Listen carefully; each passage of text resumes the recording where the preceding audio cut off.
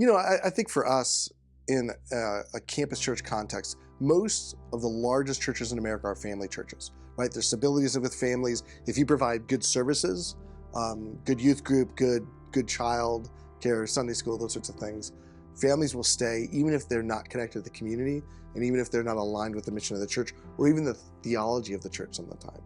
So we've created a lot of churches that are family-centric, which creates a gap in those churches. Generally what you find in churches in America is that there's a gap from about 18 to about 30.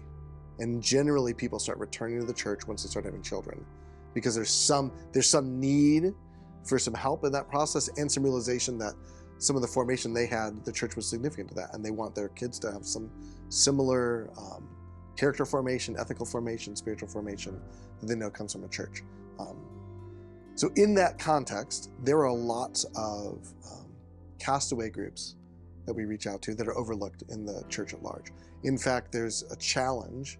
If too many addicts start showing up at church, families might be uncomfortable, right? So instead of saying like, we will initially find a way to merge those, we'll start and launch churches like Mission Store does with former addicts who've gone through the 12-step process, who found their way to Jesus, and they'll reach people in the same situation. And eventually that church that has a heartbeat for people who are coming out of addiction will start to diversify and have some families who are comfortable with that vision and focus. So for us, we knew our heartbeat was the campus community. So we were going to be incarnational there. We were going to go where the students were. We were going to meet on campus. We would have to have a faculty advisor. We'd have to have some students who are willing to do that. But our plan has never been to be on campus and then to build a building off campus and then leave campus. Our goal is not to be a family church. Our goal is to be a campus church where that 18 to 30 range actually shows up to church. I just met 2 girls 2 Sundays ago, and I was talking to them about their experiences. And one of the great things about our church is you look around is these people are your age. Their only experiences of church had been like, we're one of the 3 young people here. And that's disorienting and doesn't feel like there's space for us, and things don't feel geared for us at all. Now our hope has always been that we would diversify in age, and we are beginning to do that both as young families start having children, and then as people who are excited about seeing the collegiate context reach with the gospel of Jesus. So like our faculty advisor and his wife come to our church. There are other people who just love being around either their grandchildren or the vibrancy of young people who are finding the way to Jesus, who are committed to inviting others into that way and seeing real spiritual formation happen. So I think in our context, there was a commitment to the campus first. And the nice thing about that is campuses, especially one as large as the University of Arizona, is like its own little city. There are 40,000 students. And then you have another like 10 to 15,000 whose jobs and lives center around the university. The college I went to was in a town of 20,000 and a student body of 6,000. And that town had like 5 Southern Baptist churches, let alone all the other churches, right? And then you come to what is a larger city that is very similar in values and culture in many ways, at the very least about academic pursuit.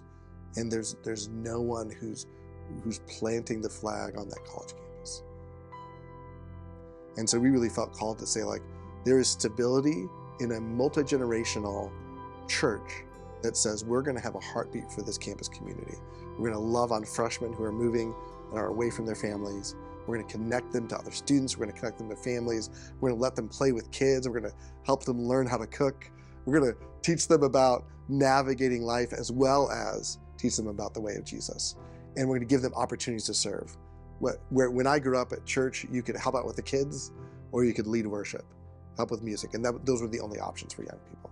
And in our church, because we're primarily young people, the opportunity for service is gigantic.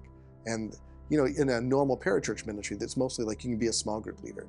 But the advantage of us is you can do music, you can help with the kids, but you can also learn how to preach on a Sunday morning. You can be involved in service activities. We help with the food bank. We give away water on campus. It's really hot in Tucson. And it's just a simple way to let people know that God loves them. They can help plan and go on service trips with our partner missionaries with the Mission Store and other great organizations. So there's the stability of adults and the maturity you have with adults, and then families who are committed to this unique time in life, and not only to having their needs met, but to helping students have their needs met. And many of our adults were once students in our ministry who have stayed in our ministry because it was so impactful for them. They want to be part of paying it forward in that way and impacting students in the way they were impacted. So our church now, like, we have everything from babies to like mid-60s people, but still the bread and butter is at 18 to 30 range. And there are some families who either move away from the center of town or whose needs for robust child ministry is something that we're not able to meet because of our size. And so we try and bless them as they go, not make them feel bad. Like, it's okay that this is a season you're in and this is what you need.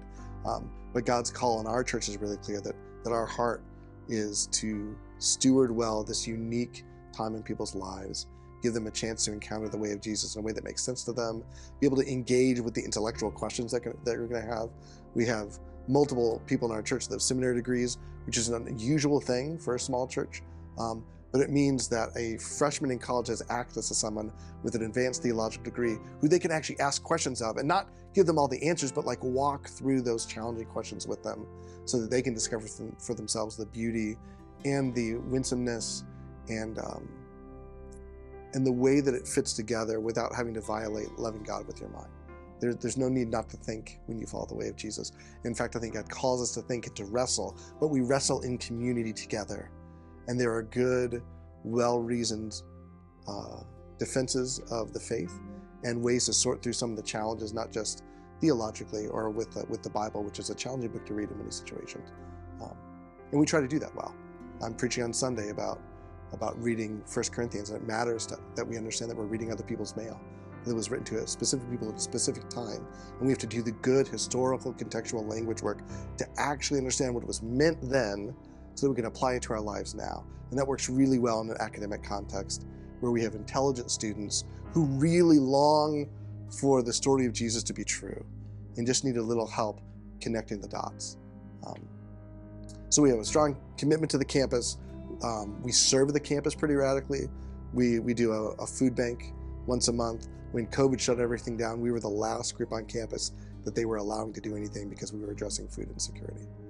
And so when every other group couldn't meet, we were still giving away food outside in an open air setting, because students and the workers, the low-income workers on campus, and the people who live near the university still needed food, especially during a pandemic. So we have a lot of favor at the university because we try to make God's love tangible to the students and the campus community. And I think that we're known at the University of Arizona for giving away water and giving away food. And that's a wonderful thing to be known for. And I think that we're also known as being a safe place to sort through whether Jesus is the right path for you. We try to make space for people to be on the journey and to walk on the journey with people, all the while being unapologetic that we are firmly committed to the way of Jesus and that his way has transformed us. And that's a possibility for them too.